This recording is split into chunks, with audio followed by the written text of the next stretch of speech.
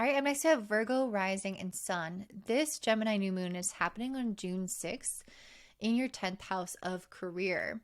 So, this is a very interesting one because, well, first of all, Gemini is like your sister sign in a way, even though it makes a square to you because it's ruled by the same planet. So it's a little bit more relevant when there is a moon ruled by the same planet as you. But it's equally important for everyone because it represents the Venus midpoint, which is basically the fact that the sun and moon, of course, is 16 degrees. The Venus is also at 16 degrees. So the sun and Venus are together right now. This is because she started off her cycle meeting up with the sun in August 2023. She got her mission with the sun, and now she's revisiting him to see, like, how am I doing with my mission? How are things evolving? Am I reaching milestones in regards to this? So when they first met up was back in August, and they met up in the sign of Leo. So this was in your 12th house, which has a lot to deal with releasing things or things happening within the subconscious, things that are outside of our control, things that we have to face that are larger than life, a loss of some sort. And so there can often be like a lot of questioning happening during stuff happening with the 12th house because it's very, again, it's sort of like outside of our awareness and controls, but it's something that influences us still very strongly. And so we can kind of have a struggle to grapple with it. For many of us, it could also be very spiritual as well, that we started some kind of spiritual journey back in August. So just think back to that period of time if you made any big decisions or were considering something. And then you might notice around this new moon that you're having some kind of milestone or some development or checking in with the journey around whatever was going on back at that period of time for you.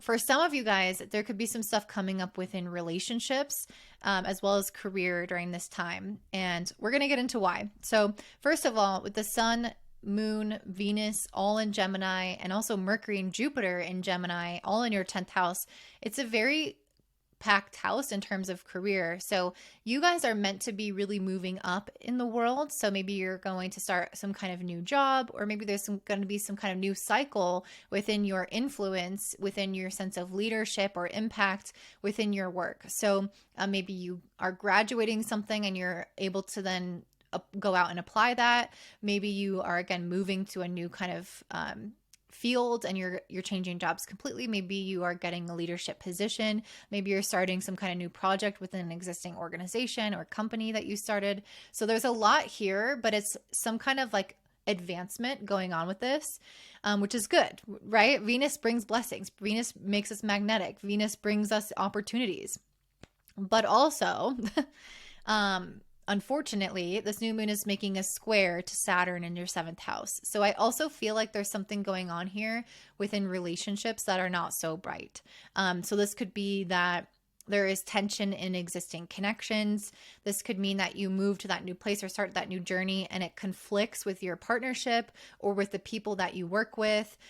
There's just some energy here of like the relationships of your life adding pressure or tension in a way that is kind of like, it can detract from your success in a way, or it can cause anxiousness. It can cause loneliness. I think many people with this orphan card and then this card of solitude may feel like a lack when it comes to relationships. Venus squaring Saturn, that's a very normal feeling. Like, I'm not supported in the way that I want to be supported right now. I don't feel like I have a true partnership. I don't feel like I have a real person, like a real ringleader, like through my boss, really coming out there and being a good boss.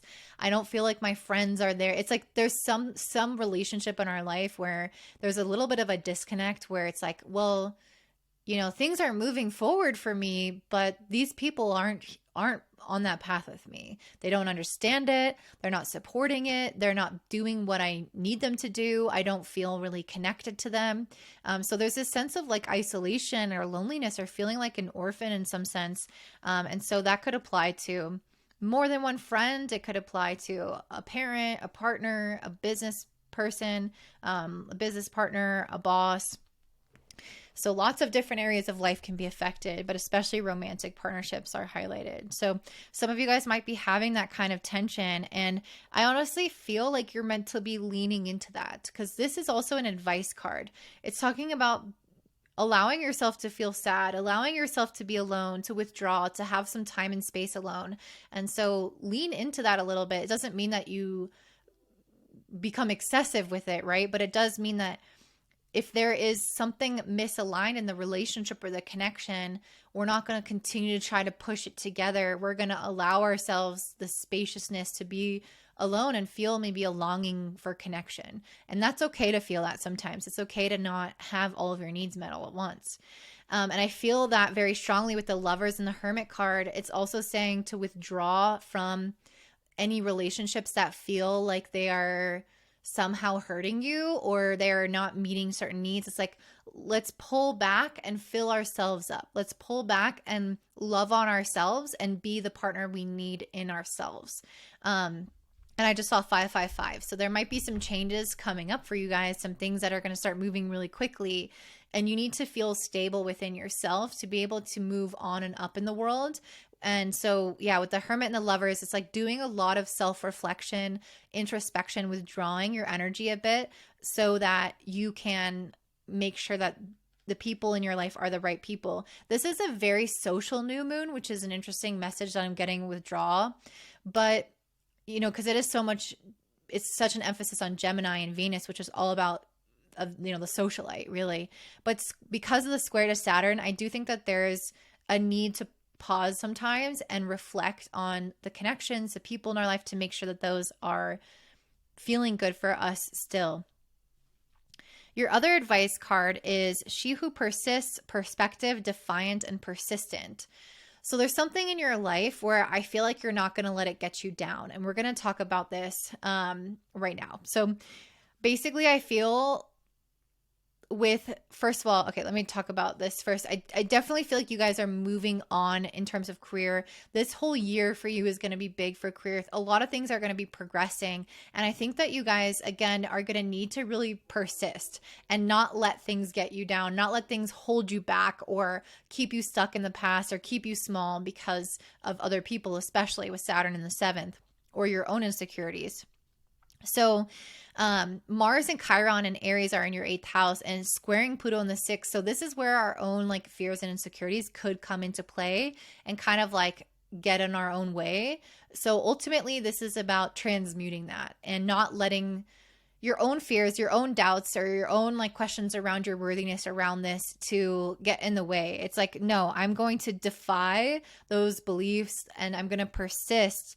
And this is also about perspective. So it's like, I'm going to take the time to access my Mercury and Jupiter and get a higher perspective on this issue and see that I'm actually accomplishing a lot, or I'm actually doing really well. I'm actually not giving myself enough credit. I need to persist and give myself that perspective, that bigger perspective that I deserve. So, okay. Let's talk about the last set of cards that I pulled. Okay. I feel like the Four of Wands, the Knight of Wands, the Four of Cups, and the King of Wands, to clarify the Four of Cups. First of all, I feel like there's something that you're celebrating. Like you got the job, you had a great, session with a client, you are feeling abundant. There's something here where I feel like there's something we're celebrating and you're growing in confidence and freedom within your career. I feel like you're noticing that things are starting to expand. They're starting to improve within your goals, your objectives, your career. There's like a milestone that you might be hitting here again that feels really relevant. Something that you might have gave up in August or decided to do in August that followed your intuition is leading to some kind of material reality that you have the potential to celebrate right now. But I feel like there might be people in your life there might be people in your life who aren't cheering for you with this Four of Cups, who are not like as excited for you, or they don't really get your dream or your vision. They don't get where you're coming from. They don't feed into it. They're not as supportive for you. I have more than one message related to this. So if it doesn't resonate, just hold on. So I think for some of you guys, it's really important with this King of Wands to have confidence anyway. And like, don't listen to the haters. Don't listen to the people who don't get it. Even if it's a loved one, if they are speculative, or if they just like don't understand this part of you, it's important to keep your confidence and your belief in yourself, regardless of the apathy of others or the lack of investment of others. Another way that I saw this with the Four of Wands, Knight of Wands, and then the Four of Cups is that I feel like you're becoming like you're caring less. I feel like you're growing in confidence and giving less of a fuck about things that may have held you back before. I think that you're going to have to challenge that and overcome that. It's not just going to be handed to you, but I feel like you're going to have less and less tolerance for the BS from other people or from stuff within your own psyche. It's like, no, I just like don't want to feed into that. I don't care about that anymore. This is going so well for me. I believe in myself. Like, I'm not going to get caught up on little things. If someone makes a weird or mean comment, or if I have a off day for one day or something like that, it's like, you're not going to let the little things get you down. You're going to persist. You're going to defy all the odds, and you're going to continue to tap into this higher perspective that believes in yourself. So there's something here around like not giving a fuck around what other people think, or the things that could get you down, or the beliefs that you used to have that told you that you were enough. I feel like you're really overcoming that. And you're becoming confident and like defiant in a really healthy, good way. So that is what I'm seeing for you, Virgo. I'd love to hear your comments down below if this resonates in any way. Also, if you want a reading for me to get more support around what blessings are coming for you this next year, you can check that out in my description box down below.